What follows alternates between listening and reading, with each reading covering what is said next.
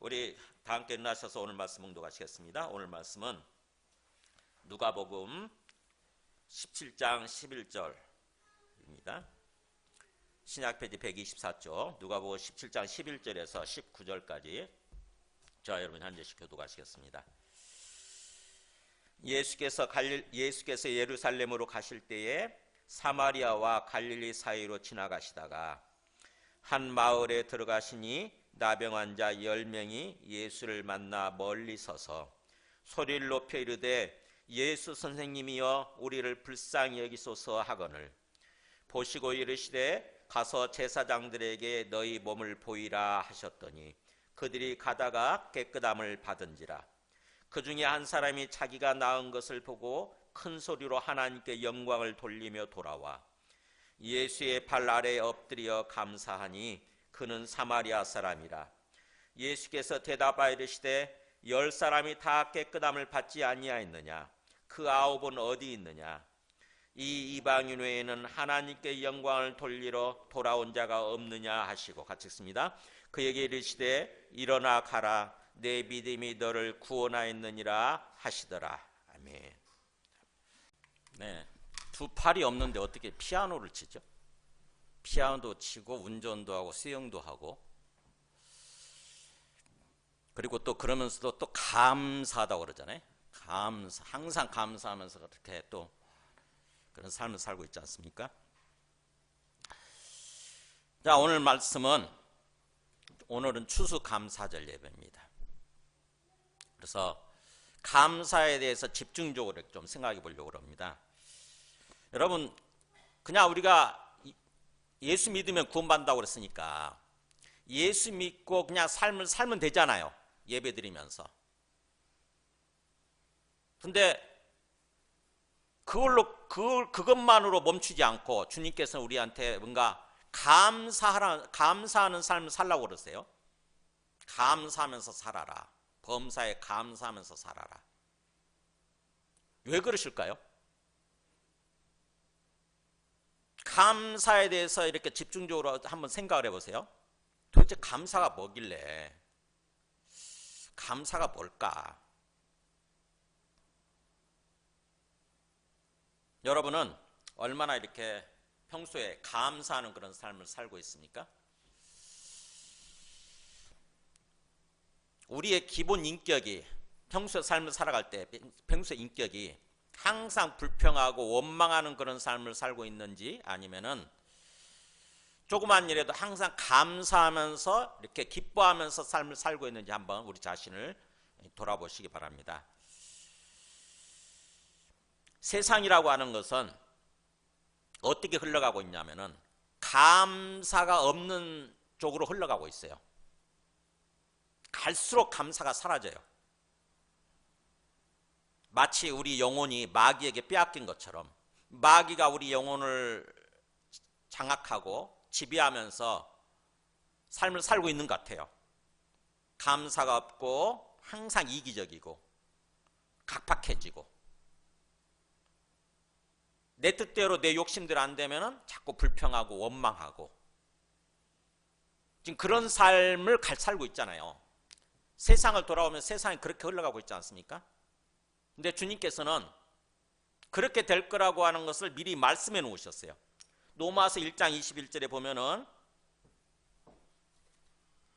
하나님을 알되 하나님을 영화롭게도 아니하며 감사하지도 아니하고, 이렇게 나오잖아요.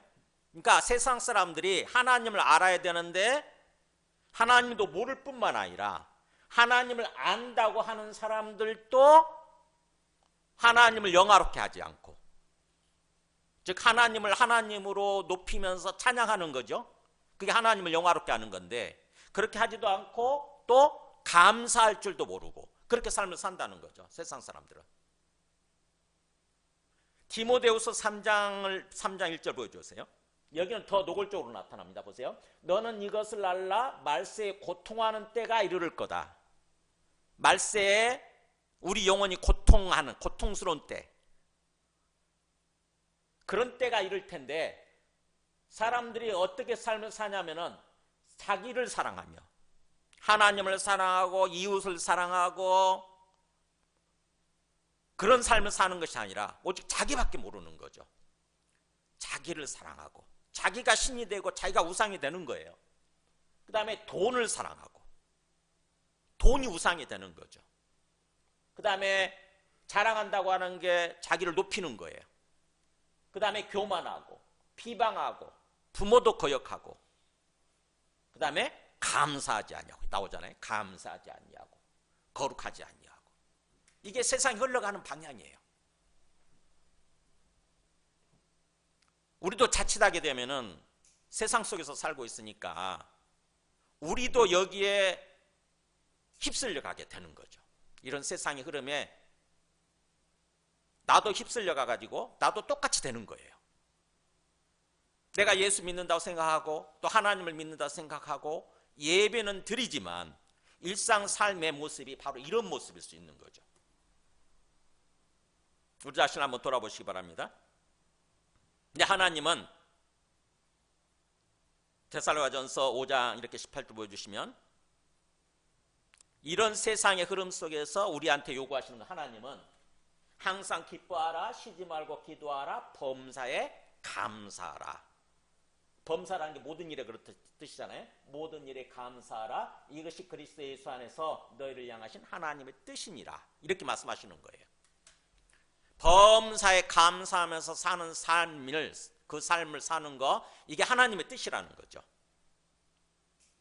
우리를 지금 지켜보시면서 우리에게 바라시는 그런 삶의 모습이 우리가 항상 감사하면서 사는 거예요.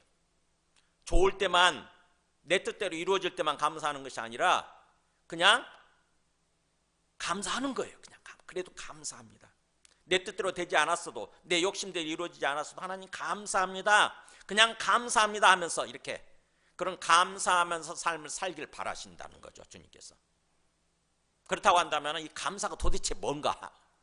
도대체 감사가 뭐길래 하나님께서는 우리한테 이렇게 세상의 흐름과는 달리 감사하면서 삶을 살기를 바라시는가? 감사의 영적 어떤 그 원리가 뭘까? 영적 힘이 뭘까? 감사의 본질이 뭘까? 하면서 우리가 깊이 생각해 볼 필요가 있는 거죠. 아무 생각 없이 그냥 신앙생활을 하는 것이 아니라 생각해 보는 거예요. 하나님의 뜻을 생각해 보는 거예요. 왜 하나님은 우리한테 감사하면서 인생을 살라고 그러실까? 도대체 감사하면 어떻게 되는 건데? 우리가 감사하면 어떻게 되는 건데?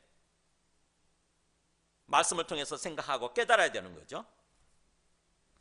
저도 사실은 항상 고민을 해요. 특별히 이번 추수감사절 준비하면서 도대체 감사가 뭔가? 그 질문을 수없이 던지면서 여기저기 찾아보고 말씀을 찾아보고 그렇게 고민을 했어요. 도대체 감사가 뭘까? 알 듯 모를 듯 이렇게 하더라고요. 알 듯 모를 듯. 조금 알 것 같기도 하고 모를 것 같기도 하고. 이 시간에 여러분 저와 같이 한번 생각해 보시기 바랍니다. 감사가 도대체 뭔가? 오늘 말씀을 통해서 먼저 한번 생각해 보죠. 오늘 말씀 보면은 예수님이 예루살렘으로 이렇게 올라가시는 중에 그 지역이 사마리아와 갈릴리 사이로 지나가고 계셨는데 어떤 마을에 들어갔을 때에 나병 환자 10명이 예수님을 만났다고 하는 거죠. 나병 환자 뭔지 아시죠? 문둥병 환자예요. 막 살이 썩어 들어가면서 코가 없어지고 눈이 없어지고 손가락이 없어지고 발가락이 없어지고 막 그러는 병이잖아요. 정말 흉측한 병이잖아요. 근데 옛날에는 이 나병 환자가 나병에 걸리면 문둥병에 걸리면 이게 전염된다고 그래가지고 그 사람들을 왜 따로 격리시켰습니다. 이렇게 따로 살게 했어요. 우리도 지금 어떻게 보면 순천 쪽에 가면 그 있잖아요, 그죠? 예양원인가? 거기 있잖아요. 저 그때 한번 가봤었는데 그렇게 격리시켜서 따로 살게 했어요. 전염될까봐.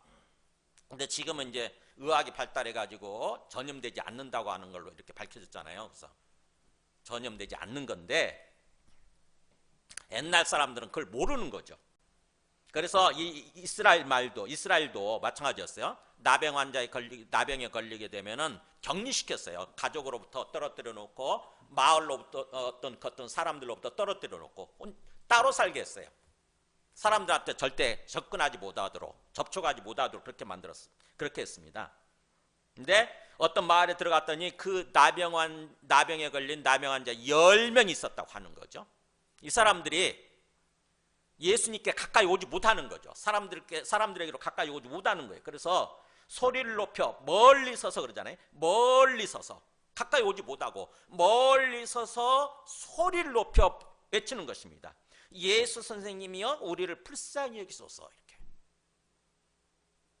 우리가 나병에 걸렸다고 생각해 보세요. 나병에 걸려가지고 살은 썩어 들어가지, 가족들 만날 수도 없지, 사람들과 함께 어울릴 수도 없지. 그러면 얼마나 우리가 고통스러운 삶을 살겠습니까? 그잖아요. 우리 일생일대의 소망이 뭐겠어요? 나병이 치료되는 것일 거 아닙니까? 그잖아요. 우리가 어떤 병에 걸려오면 알잖아요. 그게 치료되는 거예요.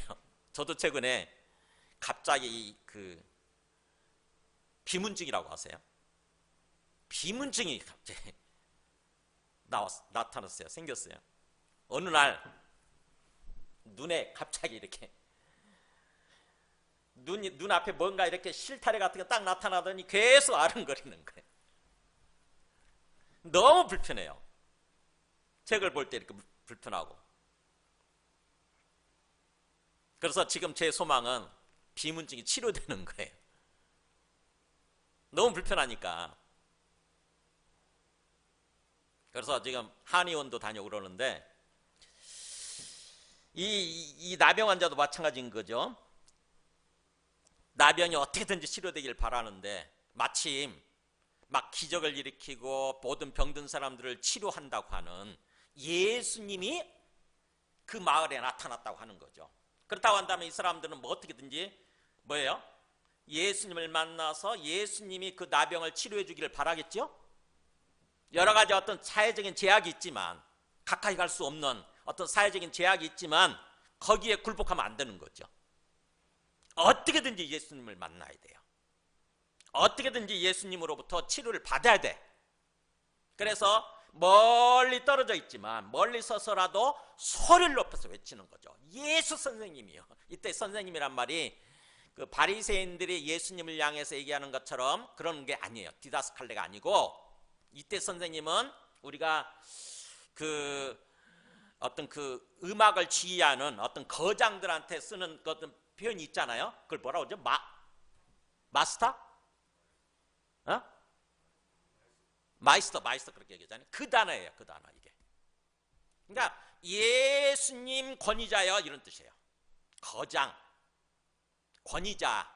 원래 원뜻은 위에 있는 분 이런 뜻이에요. 그 단어를 쓰더라고. 에피스타 그래가지고 예수 권위자여 이렇게. 예수님이라고 하는 권위자여 우리를 불쌍히 여기소서. 뭐야? 우리를 치료해달라는 얘기잖아요. 그랬더니 예수님이 돌아보시고 뭐라고 하냐면은 가서 제사장들에게 너희 몸을 보이라 이렇게 말씀하시는 거예요. 곧바로 치료해 주신 게 아니고 무슨 좀 생뚱맞죠, 그죠? 가서 제사장들에게 너희 몸을 보이라 이렇게 말씀하시는 것입니다. 이게 무슨 뜻이냐면 옛날에 나병에 걸렸다가 또는 어떤 다른 병에 걸렸다가 치료되면 그 치료가 됐다고 하는 확인을 누가 판정해 주냐면은 제사장들이 판정해 주는 거예요. 왜냐하면 그때 당시에 어떻게 보면 어떤 그 판단해 주는 사람이 제대로 없으니까 제사장들이 모든 것을 다 해주는 거죠. 그래서 가서 제사장들에게 너희 몸을 보여라 이렇게 말씀하시는 것입니다. 왜냐하면 너희 몸이 치료될 테니까 치료된 몸을 제사장들에게 보여주고 제사장으로부터 확진 판결, 어떻게 보면 완전히 나았다고 하는 어떤 그거를 받아라 이런 뜻이에요. 아직 고쳐진 건 아닙니다. 치료되지 않았어요. 근데 주님께서 그렇게 명령하시는 거예요. 가서 제사장들한테 너희 몸을 가서 보여주어 이렇게 말씀하시는 거죠. 그랬더니 놀랍게도 이 사람들은 또 곧이곧도록 그 말씀을 듣고 믿고 순종을 합니다. 그래서 그들이 가다가 이렇게 나오잖아요. 그들이 가다가 깨끗함을 받게 되는 거예요. 진짜로. 그냥 예수님의 말씀만 듣고 그냥 갔더니 가는 도중에 나병이 깨끗하게 치료된 거예요. 놀랍죠, 그죠? 제가 볼 때는 이 10명의 그 나병 환자들이 어떤 그런 어떻게 보면은 어떤 그 순종하는 모습, 그 믿음의 모습이 놀라운 거예요. 일단 믿음이 있잖아요, 그죠? 예수님의 말씀대로 될 거다. 예수님이 그렇게 말씀하셨으니까. 권위자이신, 거장이신 예수님께서 그렇게 말씀하셨으니까 말씀대로 되겠지라고 생각하고 가는 거 아닙니까? 그랬더니 갔더니 진짜로 가는 돈이 완전히 치료가 된 거예요. 우리가 예수님을 믿는다고 하는 게 이런 겁니다. 예수님을 믿어서 뭔가 우리가 변화되어지고 우리 몸과 마음이 치료되고 회복되기를 바라잖아요. 그러려면은 진짜로 뭔가 환경에 굴복하지 않는 어떻게든지 예수님께 나아가는 그런 모습이 필요한 거예요. 어려운 상황, 너희들 가까이 오면 안 돼 라고 하는 어떤 그런 어려운 환경에 굴복해버리면은 예수님을 못 만나는 거잖아요. 그러면 예수님을 못 만나게 되면은 치료되지 않는 거 아닙니까? 그잖아요. 이 나병 환자들도 그 사회적 환경에 굴복했다고 한다면은 나병이 치료되는 어떤 그런 은혜를 받지 못했겠죠. 그죠? 그래서 우리가 예수님을 믿는다고 하는 것은 굉장히 뭔가 간절함을 가지고 어떻게든지 환경을 뚫고 나가는 거예요. 우리가 예수님을 믿는 데 있어서 굉장히 환경이 제약된 환경이 많습니다. 주변 사람들이 막 못 믿게 하려고 그럴 거예요. 그냥 예수 믿지 마. 교회 가지 마. 내가 예수님 믿으려고 그러면 이상하게 그런 것들이 나타나는 거죠. 특별히 가까운 사람들로부터 그런 어떤 방해가 많이 일어납니다. 저도 그랬거든요. 거기에 굴복하면 안 돼요. 마태복음 20장 보여주시면은 여기도 나오거든요. 이 맹인 두 사람이 길가에 앉았다. 맹인이니까 눈이 안 보이는 사람들이죠. 맹인 두 사람이 길가에 앉았다가 예수께서 지나가신다 함을 듣고, 아, 내가 예수님을 만나야 내 눈이 치료되겠구나. 내 눈이, 이 봉사인 눈이, 장님인 눈이 치료되겠구나 생각을 하고 예수님한테 외칩니다. 소리질러 이르되 주여 우리를 불쌍히 여기소서 다윗의 자손이여, 이렇게 하는 거예요. 소리를 막 높여서 지르는 거죠. 우리를 불쌍히 여겨주세요. 다윗의 자손이라고 하는 것은 구원자로 온다고 하는 것을 얘기하는 거죠. 구원자예요. 구원자는 다윗의 자손으로 오게 돼 있으니까, 성경 말씀에 그렇게 예언되어 있으니까 그거를 인용하면서 그렇게 외치는 거죠. 자기가 봉사니까 뭔가 혹시 안 들릴까 봐, 예수님이 나를 보지 못하고 내 말을 못 들을까 봐 소리를 질러서 외치는 거예요. 예수 선생님이요, 주여 우리를 불쌍히 여기소서, 우리를 치료해 주소서. 그랬더니 제약이 일어나죠. 보면은 무리가 꾸짖어 잠잠하라 그러는 거예요. 주변 사람들이 조용해, 이 인간들아 조용해 그러는 거예요. 어떻게든지 예수님께 나아가지 못하도록, 예수님께 내 목소리가 들려지지 않도록 자꾸 그러는 거죠.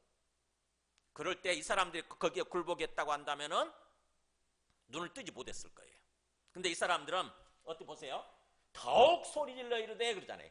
더욱 소리질러 이르되 주여 우리를 불쌍히 여기소서 다윗의 자손이, 그러는 거예요. 뭐예요? 소리를 더 높이는 거예요.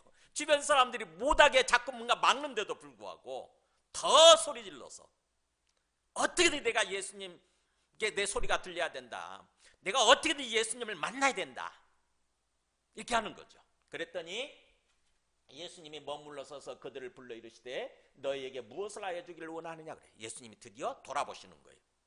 너희들한테 뭘 해주기를 원하느냐. 그랬더니 예수님이 그 다음에 예수께서 머물러 서서 그들을 불러 이르시되 예수께서 불쌍히 여기사 그들의 눈을 만지시니 곧 보게 되어 그들이 예수를 따르니라. 우리 눈을 뜨게 해주소서. 그랬더니 예수님이 만져주시는 거예요. 눈을 만져주셔서 곧 눈이 떠지는 것입니다. 일생일대의 숙제가 해결되는 거죠. 일생일대의 문제가 해결되는 거예요. 예수님을 만남으로써. 이게 우리가 믿음으로 산다고 할 때, 믿음으로 행동한다고 할 때 우리 모습이어야 되는 거예요. 이게 우리가 예수님을 믿는 데 있어서 수많은 세상의 유혹도 있고 수많은 세상의 어떤 방해, 그것도 있을 것입니다. 근데 거기에 굴복하면 안 돼요. 절대로. 어떻게든지 우리는 예수님을 만나야 되고 예수님께 우리의 목소리를 전달할 수 있어야 돼요. 그래야 예수님으로부터 은혜를 받습니다. 지금 나병 환자 10명이 그렇게 된 거죠. 여기까지는 참 놀라운 거예요. 근데 그 다음에 문제예요. 15절부터 보세요.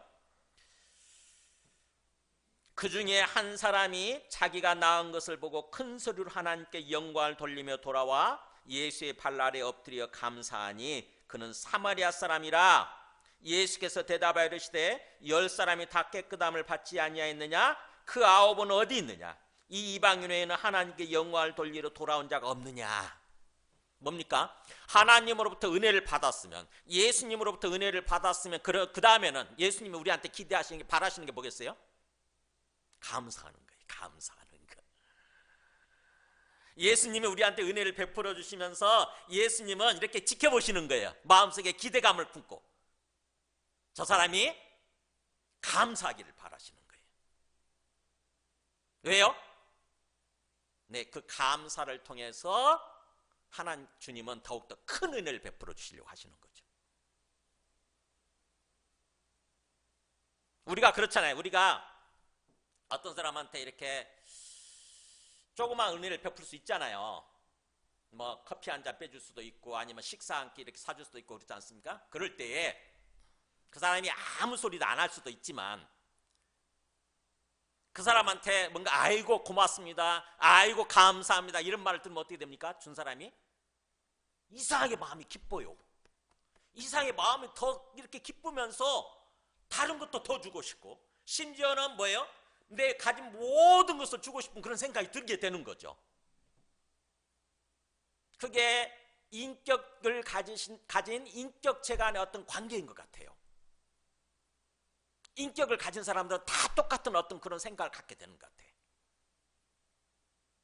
우리가 사람들과의 관계에서 한번 생각해 보세요. 심지어는 우리 가족들과의 관계에 대해서 한번 생각해 보세요. 가족들이니까 내가 그들한테 그냥 무심코 뭔가 베풀고 그러지 않습니까? 그런데 그 사람들이 더욱 그것을 뭔가 자꾸 감사하다고 고맙다고 표현한다고 생각해 보세요. 그렇게 되면 이상하게 내가 베풀었음에도 불구하고 내 마음이 기쁘잖아요.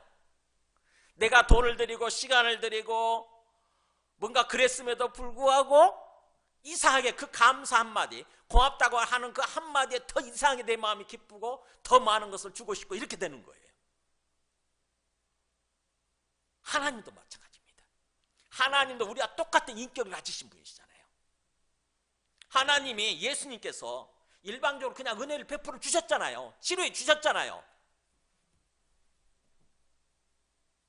근데 거기에 대해서 우리가 아무 뭐 주님 닦고 그냥 뭐 당연한 거지 뭐 이렇게 생각하는 게 아니라 아이고 주님 감사합니다, 아이고 주님 감사합니다 이렇게 하면 주님께서 그 마음이 더욱더 기쁘고 뭐예요? 더 많은 것을 베풀어 주고 싶은 그런 마음이 드신다고 하는 거죠. 그래서 어떻게 보면 주님께서 이 10명의 나병 환자들 치료해 주시고 나서 주님께서 어떻게 보면 은근히 그 표현은 안 했지만 겉으로 표현은 안 했지만 은근히 마음속에 기대감 기대하셨을 수 있는 거죠. 근데 놀랍게도 10명 중에서 한 명만 그렇게 반응을 보이는 거예요. 그것도 하나님을 잘 모른다고 잘 믿지 않는다고 할 수 있는 사마리아 사람, 이방인이 나머지 9명은 아마 이스라엘 사람들일 거예요. 유대인들일 거예요. 근데 그 사람들은 뭐예요? 다 가버린 거예요. 어디로 가버린 거예요. 치료해달라고 은혜를 베풀어 달라고 할 때는 언제고 어떻게 보면 들어갈 때 다르고 나올 때 다른 거죠. 어떻게 보면 우리가 그렇게 이율배반적인 삶을 많이 살잖아요. 세상 사람들은 자기가 아쉬울 때는 막 애타게 막 이렇게 막 구하다가 막 애타게 막 이렇게 뭔가 호소하고 막 그러다가 딱 그걸 받고 나면은 씻은 듯이 언제 그랬냐는 듯이 싹 돌아서는 사람도 있지 않습니까? 그게 영혼이 타락한, 부패하고 타락한 세상 사람들의 모습인 거죠. 지금 이 9명도 마찬가지인 거예요.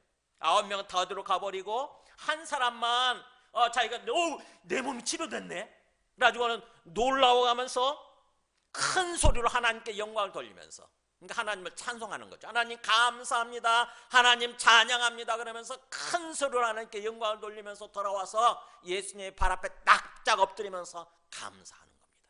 주님 감사합니다, 예수님 감사합니다 그런 거예요. 어떻게 보면 이게 참 기본적인 도리 아닙니까? 그잖아요. 우리가 상식적으로 생각할 때 우리들도 마찬가지예요. 우리가 어떻게 보면 지금 예수님을 믿었더니 예수님께서 우리를 구원해 주셨지 않습니까? 우리 영혼을 구원해 주신 상태에 현재 우리도 큰 은혜를 받은 사람들인 거죠. 영혼 구원뿐만 아니라 일상 삶을 살아가면서 사실은 주님께서 우리한테 뭔가 일할 기회를 주시고 일할 수 있는 어떤 힘을 주시고, 그래서 뭔가 먹을 것을 베풀어 주시고 그 큰 은혜를 계속해서 받으면서 사는 사람들이에요. 그렇다고 한다면은 하나님께서 우리한테 그런 것들을 베풀어 주시고 우리를 지켜보시면서 마음속에 어떤 생각을 갖고 계시겠어요? 우리가 감사하기를 바라시는 거죠. 주님 감사합니다, 주님 감사합니다. 올 1년을 돌아보면서 가만히 보니까 힘든 순간들도 참 많았는데 오늘까지 이렇게 이르게 해주신 게 참 주님의 은혜네요. 굉장히 감사하게 되는 거죠. 저도 굉장히 뭔가 몸에 이상한 것들이 나타나고 이렇게 몸이 병들면서 힘들지만, 그렇지만 그래도 오늘까지 이렇게 건강을 지켜주신 거 감사하고 먹을 것 주신 거 감사하고 여러 가지 굉장히 감사하더라고. 주님께서는 우리한테 그런 은혜를 베풀어 주시고 지금 마음속에 생각만 품으시고 지켜보고 계시는 거죠. 근데 이 9명의 사마리아 사람이 그렇게 한 거예요. 큰 소리로 하나님께 영광을 돌리면서 하나님께 감사하면서 발 앞에 엎드려 와서 감사하는 것입니다. 근데 그 사람이 바로 사마리아 사람이었다고 하는 거죠. 유대인이 아니라 사마리아 사람, 우리식으로 얘기하면은 하나님을 잘 믿지 않는 것 같은 세상 사람이었을 수 있는 거죠. 근데 그 사람이 오히려 은혜를 받더니 감사하는 거예요. 우리가 하나님을 잘 믿는다고 하는 우리 기독교인들, 우리 성도들은 그걸 못하는 거예요. 당연한 것으로 여기고 어떻게 보면은 그런 모습으로 사는 것입니다. 그래서 예수님이 한탄하시죠. 예수께서 대답하여 이르시되, 이거 한탄하는 거예요.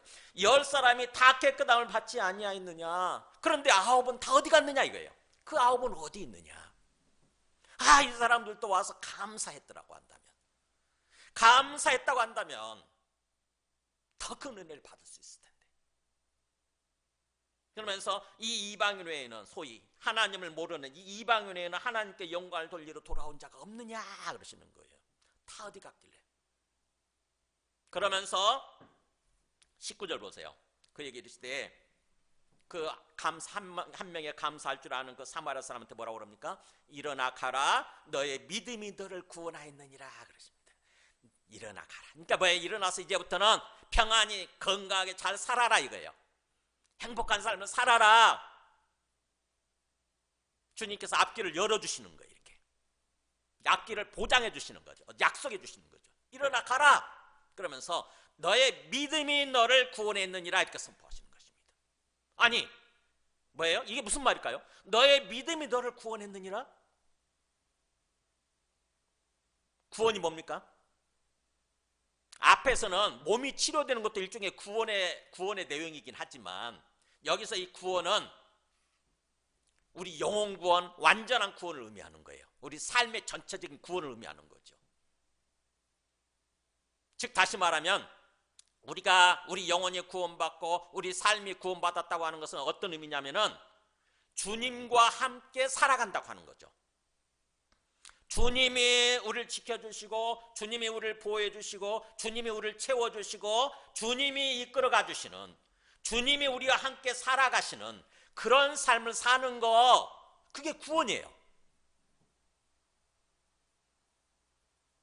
그게 하나님 나라의 삶을 산다 이렇게 표현하기도 하고 영생의 삶을 산다 이렇게 표현하기도 하지 않습니까? 그죠? 우리 구원을 하나님 나라에 들어가서 이제 하나님이 이끌어 가시는 삶, 하나님이 통치하시는 삶을 산다 이렇게 표현하기도 하고, 그래서 하나님 나라로 표현하기도 하고, 또 요한복음에서는 영생이라는 말도 표현하잖아요. 영생. 하나님을 인격적으로 알아가는 삶, 하나님과 교제하면서 하나님과 인격적으로 계속 이렇게 동행하는 그런 삶, 그게 영생의 삶. 지금 주님은 이 사람을 향해서 그걸 선포하시는 거죠. 이제부터 너는 하나님과 더불어서 삶을 살아라 이거예요. 이제부터 너는 하나님이 너와 함께 살아줄 거다. 하나님이 너와 함께 살아줄게. 내가 너와 함께 살아줄게 이거예요. 내가 너를 지켜주고 너를 보호해주고 너의 모든 것을 채워주고 너가 정말 행복한 삶, 건강한 삶을 살아가도록 내가 보장해줄게 이거예요. 나머지 9명은 어떻게 됐습니까? 나머지 9명은 이런 걸 받지 못한 거죠. 그냥 몸이 치료된 것만으로 끝난 거예요. 몸이 치료된 것만으로 끝난 거 버린 거예요. 몸이 치료됐다 할지라도 삶을 살다 보면 또 병에 걸릴 수 있잖아요. 그죠? 하나님이 지켜주시지 않으면, 하나님이 보호해 주시지 않으면 또 병에 걸릴 수 있는 거죠. 근데 이 사마리아 사람 한 명은 뭐예요? 이제 주님께서 하나님이 되셔서, 주님이 그 사람의 주인이 되셔서 주님께서 지켜주시고 보호해 주시고 주님이 함께 살아가 주시는 거니까 온전히 건강하고 행복한 삶을 살아갈 수 있게 되는 거죠. 주님께서는 감사할 줄 아는 이 사람한테 그걸 선포하신 것입니다. 그런데 이 사람이 어떻게 해서 그렇게 됐느냐? 너의 믿음이란 말을 표현하잖아요. 너의 믿음이, 너의 진정한 믿음이 이렇게 너를 구원했다 이렇게 표현하는 거죠. 즉 다시 말하면 뭐예요? 내가 믿음이 있어 이렇게 표현한 게 아니잖아요. 사마리아 사람이 한 것은 뭡니까? 그냥 받은 은혜에 감사한 것뿐이에요. 예수님이 나를 치료해 주셨네. 그래서 하나님이 예수님을 통해서, 또 하나님이신 예수님이 나를 그렇게 치료해 주셨구나, 나에게 은혜를 베풀어 주셨구나 이렇게 생각을 하고 하나님께 감사하면서 예수님 앞에 와서 감사의 인사를 했을 뿐이에요. 예수님 감사합니다. 예수님 감사합니다. 그랬더니 예수님은 그것을 믿음이라고 표현하는 것입니다. 너의 믿음이, 너의 진정한 믿음, 너의 진짜 믿음이 이렇게 너를 완전히 구원했다. 그래서 어떻게 보면은 이 감사가 우리의 믿음의 표현이라는 거죠. 다시 한번 이 말씀을 통해서 이제 감사가 뭔지, 감사의 영적 의미가 뭔지를 우리가 깊이 생각해 봐야 돼요. 그냥 가볍게 우리가 어떻게 보면 예의 범절 차원이 아닌 거예요. 일상 삶 속에서 예의 범절 차원, 어떻게 보면 좀 덕이 되는 어떤 그런 차원이 아닌 거예요. 사실은요, 믿음입니다. 믿음. 감사 자체가 믿음이라고 하는 거죠. 진정으로 하나님을 믿고 하나님께 믿음을 표현하는 거, 그게 감사라고 하는 것입니다. 그래서 감사가 믿음이 중요하듯이 감사가 너무너무 중요한 거죠. 해도 되고 안 해도 되는 것이 아니라 우리가 진정으로 하나님을 믿는다고 한다면은 항상 감사하는 삶을 살아야 되는 거죠. 그래서 그 감사가 바로 오늘 마지막 메시지, 바로 감사는 하나님을 영화롭게 한다고 하는 것입니다. 시편 50편 23절에 그게 딱 표현되어 있죠. 보면은 읽어볼까요? 감사로 제사를 드리는 자가 나를 영화롭게 하나니 그의 행위를 옳게 하는 자에게 내가 하나님의 구원을 보이리라. 내가라고 하는 쓰는 걸 보니까 여기 누구예요? 하나님께서 직접 하시는 말씀이에요. 우리한테 약속해 주시는 거죠. 감사로 제사를 드리는 자가, 제사는 예배라고 생각하면, 그러니까 예배 드리면서 감사로 예배 드리는 거죠. 감사하는 마음으로 예배 드리는 거예요. 그냥 아무 생각 없이 형식적인 어떤 종교 활동을 하는 것이 아니라 내 마음에 감사하는 마음을 가득 품고 그 감사하는 마음으로 예배를 드리는 것입니다. 감사 제물 자체, 감사하는 마음 자체를 예물로 올려드리는 거예요. 이렇게 제물로 주님께 드리는 거예요. 그럴 때 그것이 바로 하나님을 영화롭게 하는 거다. 하나님을 영화롭게 한다. 하나님을 영광스럽게 한다. 이런 뜻이에요. 그 말은 무슨 말이냐면 하나님을 하나님으로 인정하는 것이고 하나님을 하나님으로 높인다는 뜻입니다. 이게 하나님 맞습니다. 하나님이 진짜입니다. 하나님 진짜 살아계시고 하나님 진짜 내 삶의 주인 맞습니다 라고 하나님을 높이는 거 감사하게 되면 그렇게 된다고 하는 것입니다. 그러면 하나님 입장에서 생각해 보세요. 하나님 뭘 기뻐하시겠어요? 하나님한테 뭔가 좀 용돈 좀 드리는 거, 헌금 좀 하는 거, 이거 기뻐하시겠어요? 아니면 하나님을 인정하고 하나님 자체를 즐거워하고 기뻐하면서 하나님께 감사하는 거, 하나님을 찬송하는 이걸 기뻐하시겠어요? 우리가 자식을 키우면서 그걸 경험하잖아요. 우리가 자식한테 바라는 게 뭡니까? 자식이 용돈 주면 좋죠, 그죠? 부모 입장에서는 자식이 용돈 주면 좋지만, 그러나 진짜 부모 마음이 기쁠 때는 언제냐면은 부모님을 인정을 하고 부모님의 은혜, 부모님의 사랑을 감사하는 거예요. 그때 부모 마음이 기쁘게 됩니다. 하나님도 마찬가지인 거예요. 우리가 하나님의 은혜에 감사하면서 저는 하나님이 좋아요. 저는 하나님이 있어서 기뻐요. 다른 거 아무것도 없어도, 다른 거 아무것도 안 주셔도 저는 하나님 있는 것만으로도, 하나님 존재 자체만으로 저는 기뻐요. 전 감사해요. 이럴 때 하나님 기뻐하시는 거죠. 저도 그렇더라고요. 저도 자식을 키우면서 제 예빈이한테 기대하는 게 그거더라고요. 저는 아빠가 그냥 좋아요. 아빠가 있어서 좋아요. 아빠가 있어서 감사해요. 이 말, 이게 최고더라고.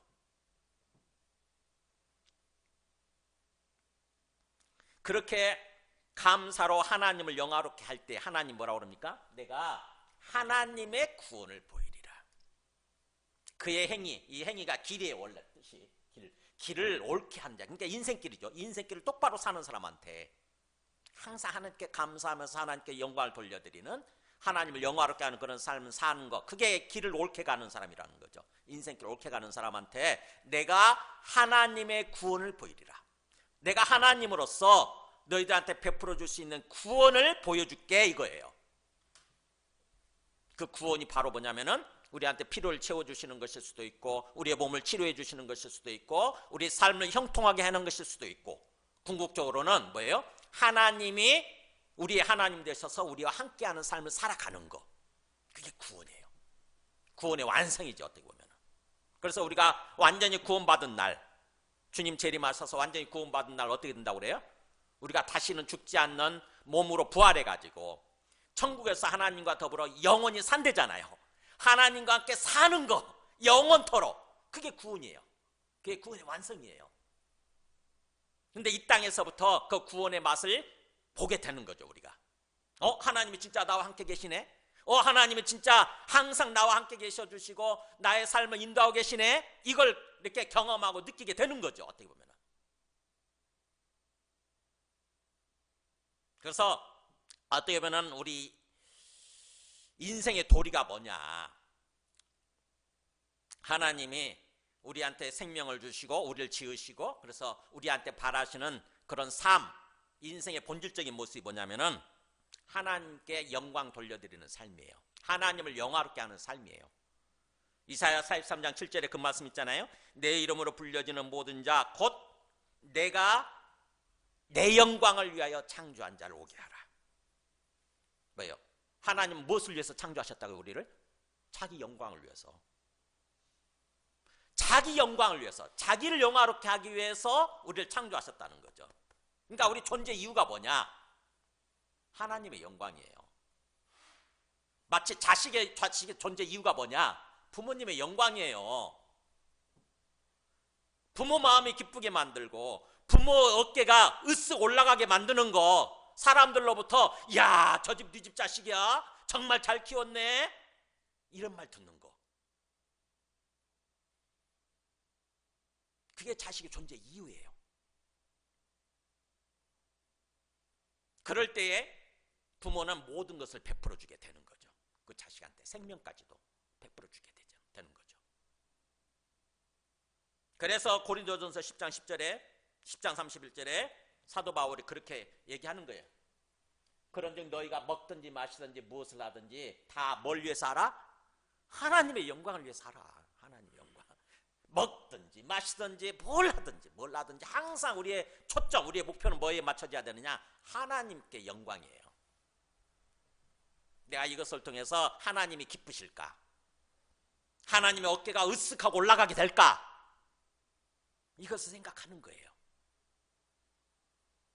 우리 기독교인들, 우리 예수 믿고 하나님 믿는 사람들의 삶의 목적이 뭐냐? 하나님의 영광입니다. 근데 지금 현대 기독교인들 보면은 그 반대로 가고 있잖아요. 하나님 욕먹게 만들어요. 세상 사람들이 하나님을 조롱해. 내 삶이 잘못됐다는 거잖아요. 그죠? 개독교라 욕하잖아요. 개독교. 먹사라고 욕을 하고, 목사가 아니라 먹사래. 먹사. 전 자존심 굉장히 상해요.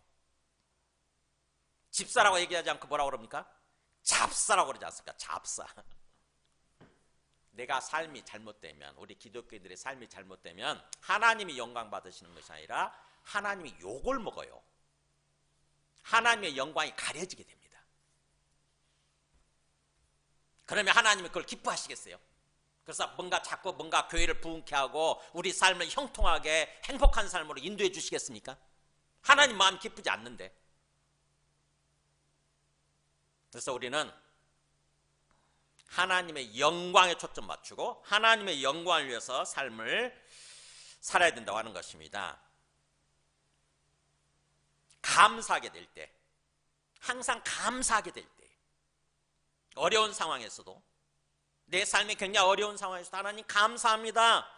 뭔가 눈물 흘리면서도 하나님 감사하게 될 때 하나님이 영광 받으신다고 하는 것입니다. 그 반대는, 감사하는 것의 반대는 불평하고 원망하는 거예요. 내 삶이 너무 힘들어서 자꾸 왜 하나님을 향해서 막 고래고래 소리를 지르는 거죠. 삿대질하면서 하나님 왜요? 왜? 도대체 왜 그러는데요? 그게 불평하고 원망하는 거. 감사의 반대가 불평하고 원망이에요. 그렇게 되면 어떻게 되느냐? 고린도전서 10장 10절 보세요. 성경의 역사가 얘기를 해줘요. 그들 가운데 출애굽한 사람들이에요. 광야 40년 동안 광야 생활을 하지 않습니까? 그들 가운데 어떤 사람들이 원망하다가 어려운 상황을 만날 때마다 하나님께 감사하는 게 아니라 오히려 원망했다고 하는 거죠. 하나님 왜요? 왜? 저 가기 싫어요. 저 안 믿을래요. 그냥 저 다시 세상으로 돌아갈래요. 이렇게 원망하다가 멸망시키는 자에게 멸망했다고 하는 거죠. 하나님이 내버려 둬버리거든요. 어느 순간에는 자꾸 보호하시려고 그러다가, 은혜를 베풀어 주고 자꾸 보호하려고 하다가, 우리를 사랑하시니까 그러다가 자꾸 고집 피우고 그러면, 그래 그럼 네 마음대로 한번 해봐, 네 마음대로 해봐. 그럼 하나님 내버려 두고 보는 거예요. 이게 방임한다고 그러죠. 내버려 두고 지켜보시는 거예요. 그러면 스스로 멸망합니다. 그래서 악인은 스스로 멸망한다는 게 진리예요. 악인은 자기 악함을 드러내다가 스스로 멸망해. 항상 스스로. 그래서 그렇게 권면하는 거죠. 너희는 그들과 같이, 그 광야 사람들처럼 원망하다가 멸망해버린 그 사람들처럼 원망하지 마라, 이렇게 공고하는 거죠. 절대 원망하지 마. 절대 불평하거나 원망하지 마. 그냥 감사해. 그냥 지금 그대로 감사해. 감사하는 삶을 살라고 하는 거죠. 여러분, 제가 말씀을 준비하면서 책을 읽은 게 있는데, 감사임이라고 하는 책이에요. 한번 보여줘 보세요. 이 감사임이라고 하는 책인데, 이거를 요약을 하면은, 한번 그 다음 요약 한번 보여줘 보세요. 이렇게 돼 있더라고. 감사는 인생을 바꾸는 단순하지만 강력한 영적 심리적 훈련이다. 감사를 하게 되면 인생을 바꾼다고 하는 거죠. 우리의 인생을 바꿔주는 어떤 강력한 영적이고 또 심리적인 어떤 훈련이라는 겁니다. 그러니까 저절로 되는 게 아니라는 거죠. 감사는 저절로 나오는 것은 불평과 원망이에요. 항상 우리의 욕심이 있고 우리의 뭔가 기대치가 있는데 그게 안 채워지게 되면은 불평하고 원망하는 게 자연스러워. 근데 뭔가 하나님의 말씀을 듣고 깨닫고 내가 감사해야 되겠다, 이렇게 의지적으로 감사하는 것입니다. 그래서 훈련이 필요하다고 하는 거죠. 그래서 첫 번째, 감사는 감정이 아니라 의지적 선택이다, 이렇게 얘기를 하더라고. 감정이 의지적 자기가 의지적으로 선택하는 거라는 거죠. 그 다음 두 번째, 감사는 뇌를 변화시키는 과학적 힘을 가진다. 아까 봤죠? 뉴스에서? 우리 감사하게 되면 우리 속에 있는 마음이 바뀌고 뇌의 호르몬이 바뀐대. 뇌의 호르몬 분비가 바뀐다는 거예요. 뇌 구조가 바뀐다는 거죠. 그렇게 되면 우리 심장이 굉장히 안정적으로 뛰면서 혈압이 딱 안정적이 되고 우리 몸이 건강을 회복하는 거예요. 뇌 구조 자체를 바꾼대. 그 다음에 감사는 역경을 재해석하게 한다. 지금 굉장히 안 좋은 상황인데 감사하게 되면은 해석의 어떤 방향이 달라지는 거예요. 가만히 굉장히 힘들어서 불평하고 원망하려다가 오늘 말씀대로 그리고 주님 감사합니다. 그래도 감사합니다 했더니 생각이 바뀌어요. 가만히 보니까 진짜 감사거리가 많아. 진짜 감사거리가 너무 많아. 가만히 생각해 보니까 그냥 올 1년을 이렇게 다 지날 수 있도록 해주신 것만도 감사해. 내 몸의 건강을 지켜주신 것도 감사해. 먹을 것 채워주신 것도 감사해. 내 사랑하는 가족들 주신 것도 감사해. 예배 드릴 수 있게 해주신 것도 감사해. 그냥 건강하게 숨 쉴 수 있게 해주신 것도 감사해. 모든 상황을 어떻게 보면 재해석할 수 있는 그런 어떤 힘을 준다고 하는 거죠. 감사가. 그 다음에 감사는 영적 삶의 핵심이며 하나님과의 관계를 깊게 한다. 어떤 성경대로래, 그죠? 하나님과의 관계를 깊게 해준대. 진짜 감사하게 되면은 하나님에 대해서 더 깊이 생각하게 되고, 그 다음에 뭐예요? 그래서 감사는 하나님을 의식하면서 살아가는 삶, 곧 하나님의 임재의식 가운데 동행하는 삶을 강화시켜준다. 이거 항상 제가 강조했잖아요. 하나님이 우리를 구원하셔서 우리 안에 오셨다고 그랬잖아요. 주님이 성령으로 우리 안에 지금 와 계시는 거죠. 이게 중요해요. 이걸 아는 거 중요해요. 이걸 믿는 게 중요해요. 내 눈에 보이지 않지만 주님이 영으로, 성령으로 내 안에 오셔서 항상 나와 함께하고 계신다. 이걸 믿는 거.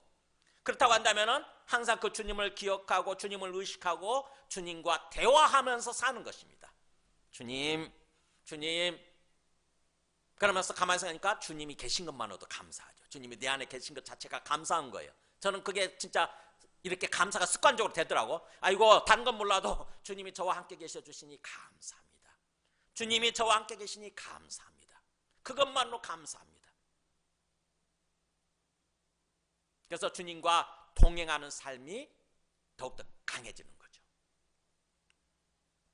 에녹이 그런 삶을 살았고, 노아가 그런 삶을 살았고, 성경의 인물들이 그런 삶을 살았다고 그러잖아요. 항상 하나님의 임재의식 가운데서 하나님 함께 계신다고 하는 그 생각 가운데서 주님과 동행하는 삶을 살았다고 그러잖아요. 로렌스도 그랬고 프랭크 누박 선교사도 그랬고. 우리가 그런 삶을 살아야 되는데 감사하게 되면 그게 강해진다고 하는 것입니다. 감사하게 되면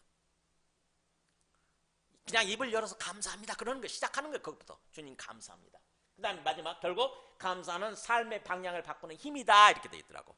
삶의 방향, 우리 인생의 방향을 바꿔준대. 감사하게 되면 어떻게 보면은 불행한 삶을 향해서 막 달리면서 그렇게 하다가 줄다름 치다가 어떻게 보면 복된 삶으로, 행복한 삶으로, 건강한 삶으로 바꿔주는 거죠. 우리 삶을 방향 자체를 완전히 바꿔주는 거예요. 제가 감사하는 사람들이 세상의 유명 인사들이 뭐라고 얘기했는지 감사에 대해서 찾아보니까 이런 말들이 있더라고요. C.S. 루이스 아시죠? 감사는 마음을 하나님 쪽으로 돌리는 가장 빠른 길이다. 감사하게 되면 우리 마음을 하나님 쪽으로 확 돌려준대. 바로바로. 그 다음에 헨리 나우엔이라고 하는 유명한 신학자도 있어요. 하버드대.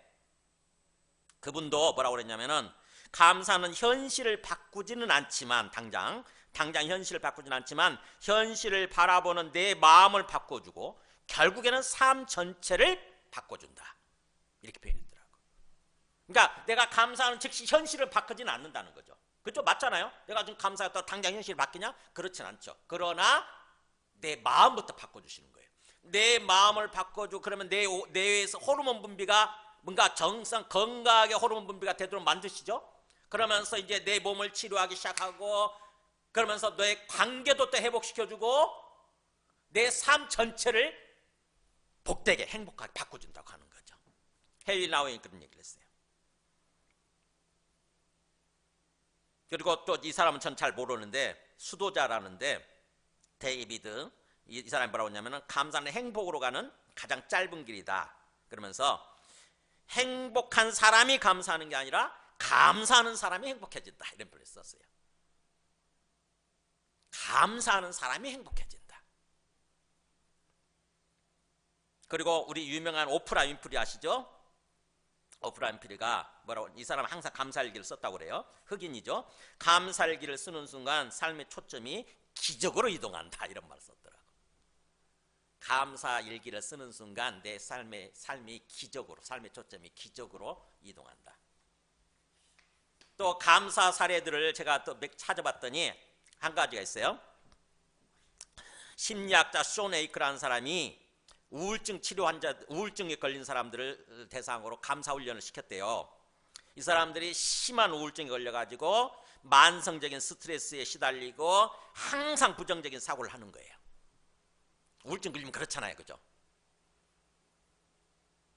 항상 부정적으로 생각을 해요. 항상 의심하고. 참 힘들더라고, 우울증 걸리면. 이거는 약물 치료와 상담에도 큰 변화가 없었다고 합니다, 이 사람들이. 근데 이 사람들한테 어떤 훈련을 시켰냐면은 매일 감사한 일 3가지를 쓰게 했어요. 그 환자들 대상으로. 매일 감사한 거 3가지 써보세요, 이렇게. 그리고 작은 감사거리도 한번 기록해 보세요, 그렇게 권했대요. 작은 감사거리. 이를테면 오늘 햇빛이 비춰주셔서, 햇빛이 비치게 해주셔서 감사합니다. 또 오늘 누군가 따뜻한 커피 한 잔 감사합니다. 또 누가 저를 보고 웃어줬네요. 간호사가 저를 보고 웃어줬네요. 그거 감사합니다. 이렇게 조그마한 것들을 다 쓰라고 그랬대요. 한 주가 지났을 때 이 사람이 잠을 잘 자기 시작하는 거예요. 그리고 마음속에 불안이 점점 사라지는 거예요. 약해지는 거예요. 3주가 지났을 때 그 우울증 수치 있죠. 우울증 수치가 평균적으로 치료하는 사람들보다 훨씬 빠르게 이렇게 하락하기 시작하더랍니다. 떨어지기 시작하는 거예요, 우울증 수치가. 다른 사람들보다. 감사하는 사람들이. 그리고 3개월이 지났을 때 우울증이 치료되면서 이 재발률이 현저하게 낮아졌대요. 그리고 이 사람들 그러다 보니까 이제 직장 생활도 잘하게 되고 실제 직장에서 승진까지도 하더랍니다. 그래서 이 사람이 결론 내린 게 그래요. 결론 내린 게 이거예요. 감사라고 하는 것은 뇌의 회로를 긍정적인 패턴으로 재조정해줘서 삶의 실제 변화를 가져오게 된다. 심리학자가 내린 결론이에요.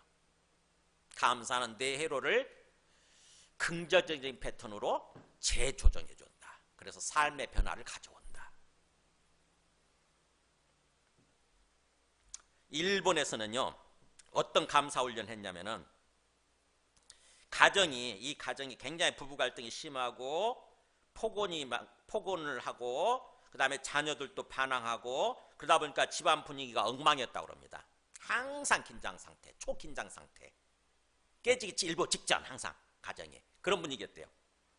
그래서 이 사람들을 대상으로 일본에서 어떤 그 의사가 어떤 훈련을 시켰냐면은 감사일기를 쓰게 만들었대요. 가족들이 함께 다 오늘부터 감사일기를 씁시다 해가지고 감사일기를 쓰고 그 다음에 식사 전에는 반드시 감사기도 합시다. 우리 식사 전에 돌아가면서 반드시 감사기도를 시켰대요.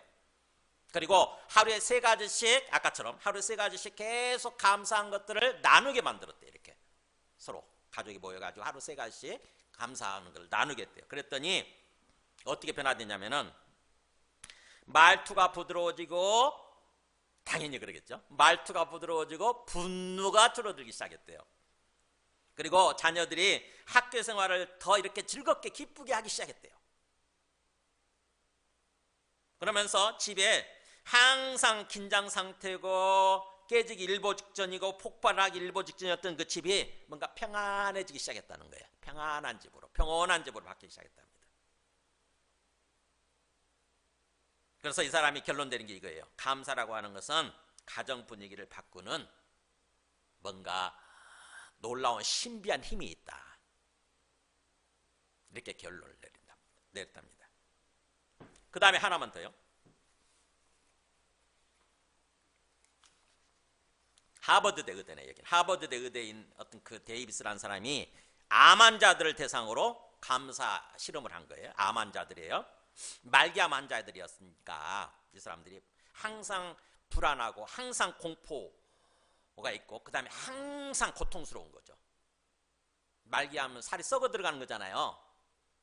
항상 불안, 언제 죽을지 모르지 않습니까? 말기암이니까 언제 죽을지 모르니까 항상 불안하고 항상 공포감을 가지게 있고 그 다음에 고통이 심했던 사람들인데 극심했던 사람들인데 이 사람들한테 뭘 훈련시켰냐면은 감사일기를 쓰게 만들고 감사하는 명상을 하게 만들었대요. 가만히 있으면서 감사만 생각하는 거예요. 감사거리들만 계속.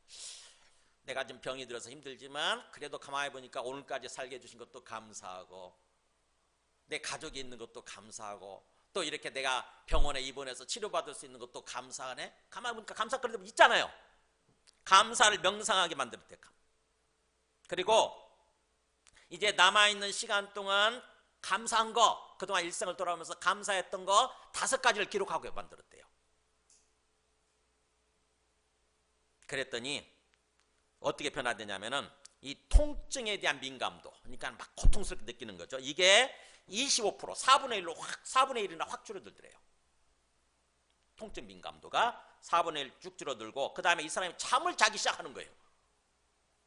수면의 질이 향상이 되고 그 다음에 그래서 이 사람들의 생존 기간이 다른 사람들보다 6개월 정도, 2개월에서 6개월 정도가 길어졌다고 합니다.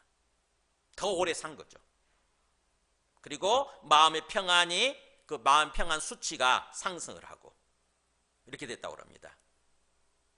그러니까 어떻게 보면은 감사라고 하는 게 어떻게 보면은 참 하나님께서는 우리한테 감사하는 삶을 살아라 이렇게 말씀하시면서 자연 속에 또 우리의 일상 삶 속에 감사의 어떤 영적인 어떤 힘, 감사의 어떤 그거 은혜를 박아 놓으신 거죠. 새겨 놓으신 거예요. 이렇게.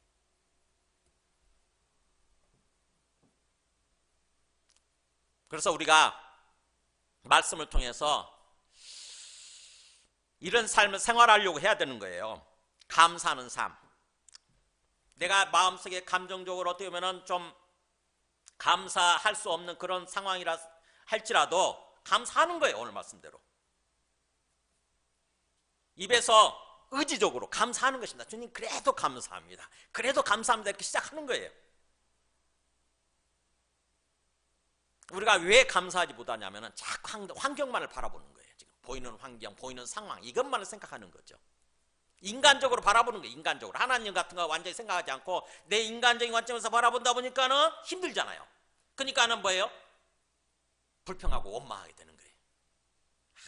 정말 너무 힘들어. 하나님 막 불평하고 사람들에 대해서 원망하고 막 이렇게 되는 거죠. 근데 그냥 대놓고 주님 감사합니다. 그래도 감사합니다. 이렇게 시작하게 되면은 우리 생각의 방향이 바뀌게 됩니다. 하나님 관점에서 보게 되는 거예요. 그러면 진짜로 감사거리도 생각이 나죠. 그래서 그걸 놓고 또 감사하는 거예요. 가만히 생각해보니까 주님 감사하네요. 이것도 감사하고 저것도 감사하네요. 그러면 그 다음부터 삶이 바뀌는 것입니다. 내 호르몬 분비가 바뀌고 그래서 우리 몸이 바뀌고 우리의 관계가 바뀌어요. 사람들과의 관계가 바뀌어요. 사람들 대하는 게 바뀌죠. 그동안 그 사람 대해서 저 인간 싫어 막 이랬는데 뭐예요? 가만히 보니까 그냥 그 사람이 감사한 거예요. 같이 이 땅에서 살고 있는 게 얼마나 감사합니까? 그잖아요. 감사하는 거예요. 그러면 그 사람 또 그걸 알아봅니다. 텔레파시라고 하잖아요. 서로 통해요. 내가 그 사람에 대해서 안 좋은 생각을 품고 있으면 그 안 좋은 생각도 그 사람이 다 알게 돼 있고 내가 그 사람에 대해서 뭔가 기뻐하고 감사하는 마음을 품고 있다면 그 사람도 그걸 알아요. 관계가 바뀝니다. 그러면 관계가 바뀌면 우리 인생은 관계잖아요. 관계가 바뀌면 우리 삶이 풀리기 시작하는 거예요. 우리 삶이 형통한 삶으로 복된 삶으로 풀리기 시작하는 것입니다. 그래서 우리는 감사를 어떻게 보면 좀 인격화하고 생활화하려고 해야 되는 거예요. 감사를. 그냥 어쩌다 한 번씩 감사하는 게 아니고 우리의 인격 자체를 그렇게 바꾸려고 하시기 바랍니다. 항상 웃으면서 항상 감사합니다. 감사합니다. 이렇게 한번 자꾸 해보세요. 그래서 감사가 내 인격이 되고 내 생활화가 되면은 그 다음에 우리 삶이 어떻게 바뀌는지 한번 보시기 바랍니다. 저도 다짐을 해요. 오늘 말씀을 통해서 그냥 이렇게 추수감사절 때만 감사에 대해 생각하는 것이 아니라 아예 내 인생 자체를 바꿔야 되겠다. 그래서 어떻게 보면은 감사합니다. 내가 조금 뭔가 또 다른 사람한테 뭔가 상처를 주고 아픔을 주었을 때 미안합니다. 이 두 가지만 잘해도 우리 인생이 풀립니다. 우리 인생이 바뀌게 됩니다. 감사합니다. 미안합니다. 이걸 잘하는 사람들이 미국 사람들이잖아요. 그 기독교 문화 위에서 세워진 거 아닙니까? 미국 사람들이. 그거 잘하잖아요. 그거 어떻게 보면 너무 습관화되어 있는데 Thank you. I'm sorry. I'm sorry. Thank you. 그냥 습관적으로 하잖아요. 어떻게 보면 인격화되어 있고 생활화되어 있는 거죠. 우리가 어떤 사람이 이렇게 어떻게 보면은 참 전철이나 버스를 타고 가다가 누군가 실수로 내 발을 밟았을 때 그 사람이 아이고 미안합니다 그러면 그거 다 풀리잖아요. 그걸로. 그죠? 아이고 미안합니다. 오늘 좀 그런 걸 좀 잘해야 될 것 같아요. 우리 함께 오늘 말씀 생각하면서 함께 찬송하겠습니다. 찬송가 429장